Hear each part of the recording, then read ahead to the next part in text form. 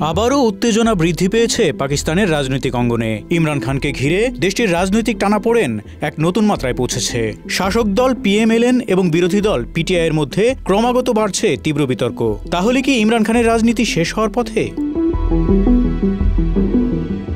পাকিস্তানের সাবেক প্রধানমন্ত্রী ইমরান খান ও তার দল পাকিস্তান তেহরিক-ই-ইনসাফকে রাজনীতি থেকে নিষিদ্ধ করার প্রস্তাব পাশ করেছে পাঞ্জাব অ্যাসেম্বলি। প্রস্তাবে দাবি করা হয়, ইমরান খান রাষ্ট্রবিরোধী বক্তব্য দিয়ে দেশে বিশৃঙ্খলা তৈরি করছেন।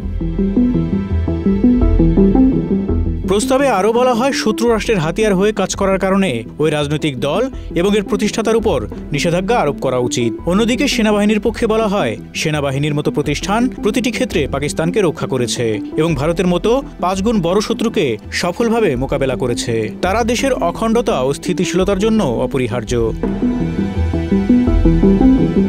সম্প্রতি ইমরানকে পাকিস্তানের জাতীয় নিরাপত্তার জন্য হুমকি হিসেবে আখ্যা দেন দেশটির আন্তঃবাহিনী জনসংযোগ পরিদপ্তরের মহাপরিচালক আহমেদ শরীফ চৌধুরী। জবাবে এই মন্তব্যকে অযৌক্তিক ও রাজনৈতিক উদ্দেশ্য প্রণোদিত হিসেবে আখ্যা দেয় PTI। দলটির চেয়ারম্যান ব্যারিস্টার গহর আলী খান হুঁশিয়ারি দিয়ে বলেন, PTI প্রতিষ্ঠাতা কখনোই মাইনাস হতে পারেন না।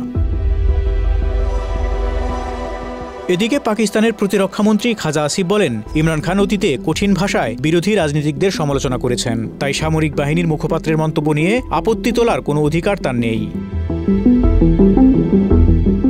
প্রাদেশিক আইনসভায় PTI নেতা ইমরান খান ও তার দলকে নিষিদ্ধ করার প্রস্তাবটি আনেন PMLN আইন প্রণেতা তাহির পারভেজ। এদিন পরিষদে উপস্থিত ছিলেন না PTI এর আইন প্রণেতারা। রাওয়ালপিন্ডির আদিয়ালা কারাগারে ইমরান খানের সঙ্গে বৈঠক নিষিদ্ধ করার সরকারি সিদ্ধান্তের প্রতিবাদে অধিবেশন বর্জন করেন তারা।